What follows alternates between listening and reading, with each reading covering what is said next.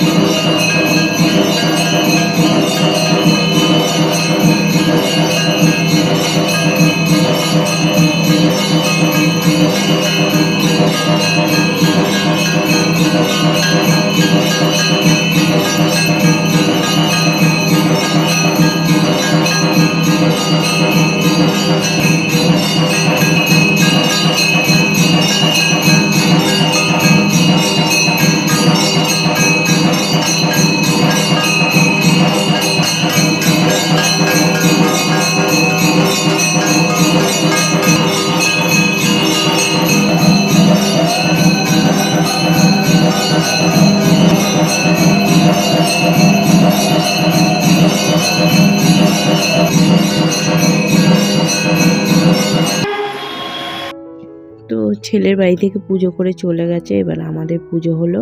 পুজো হওয়ার পরে সবাইকে শান্তির জল দেওয়া হলো।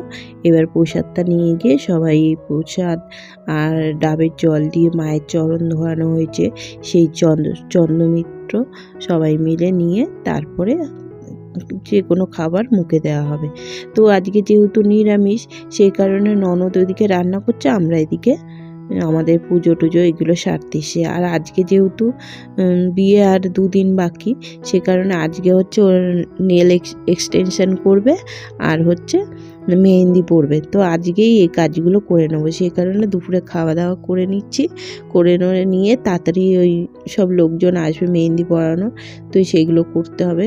তো আমিও যেহেতু মেহেন্দি পরবো, মাম্মা মেহেন্দি পরবে, সবাই মেহেন্দি পরবো। দুপুরে খাওয়া দাওয়া করে তো আমরা সন্ধ্যের মধ্যে বাড়ি চলে আসব।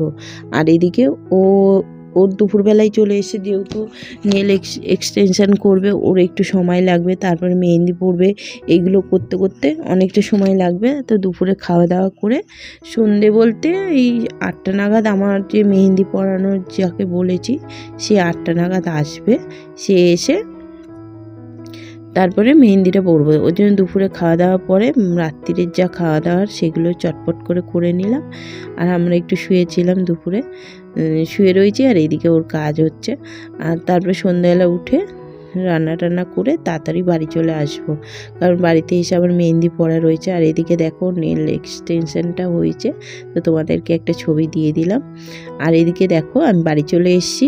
তো তোমাদেরকে তো বললামই আমি মেহেন্দি পরবো, তো আমি বাড়ি চলে এসে কিন্তু কি বলো তো, আমার এত বিরক্ত মেহেন্দি পরতে।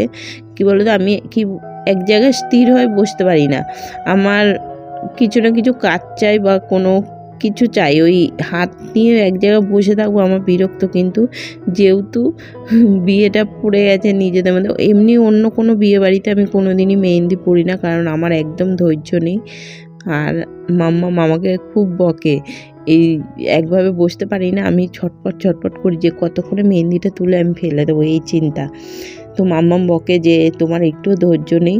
আর দেখো বসে রয়েছে, আর আমার মুখ টুক দেখলেই বুঝতে পারছো যে আমার একটুও ইচ্ছা করছে না যে বসে আমি মেহেন্দিটাকে শুকাই বা কিছু। আর এদিকে মাম্মাম ভিডিও করে রাখছে। তো আমি আজকে পরলাম, মাম্মাম হচ্ছে কালকে পরবে মেহেন্দি। আর যেহেতু 2 হাতে পড়ছি, আজকে তো খেতে পারবো না, দেখি যদি কেউ খাইয়ে দেয় তো রাত্রিরে খাওয়াটা হবে, না হলে দেখা যাক কী করা যায়। তারপরে তোমাদের দাদাভাই বললো আমি খাইয়ে দিই। আর এদিকে 2 হাতে মেহেন্দি নিয়ে বসে আছে, আর এদিকে তোমাদের দাদাভাই খাইয়ে দিচ্ছে। তো এই সৌভাগ্য তো সবসময় হয় না, এই এক এক সময় ভাগ্যে থাকলে সেটাই হয়। এই আজকে আমার ভাগ্যটা খুলে গেছে, বুঝলে, এর জন্য তোমাদের দাদাভাই আজকে খাইয়ে দিল। তো আজকে সকাল থেকে তো দেখলে তো বিয়ে বাড়িতে তার মানে কতটা আনন্দ, সব একের পর এক রিচুয়াল হয়ে যাচ্ছে। তো পুজো হলো, তারপর খাওয়া দাওয়া হলো, ওদিকে নেল এক্সটেনশন হলো। তা এদিকে ও মেহেন্দি করছে ওদের বাড়িতে, না মেহেন্দি কালকে হবে। আর কালকে যেহেতু আমার সময় হবে না, আর তাই আজকে আমি মেহেন্দি পরে নিয়েছি। আর হাতে সব খুলে রেখেছি, কালকে সব করবো। আর কালকে হচ্ছে আবার গঙ্গা পুজো আছে, তো ওর জন্য কালকে সময় পাবো না, চুলে স্পা করাতে যাবো। তো আজকে সেই কারণে মেহেন্দিটা পরে নিচ্ছি। তো আজকে ভিডিওটা তোমাদের কেমন লাগলো অবশ্যই কমেন্ট করে জানিও। ভালো লাগলে অবশ্যই লাইক করো, কমেন্ট করো, আর আমার চ্যানেলটাকে সাবস্ক্রাইব করে আমার পাশে দেখো। আবার দেখা হবে কালকে একটা নতুন ভিডিওর সাথে।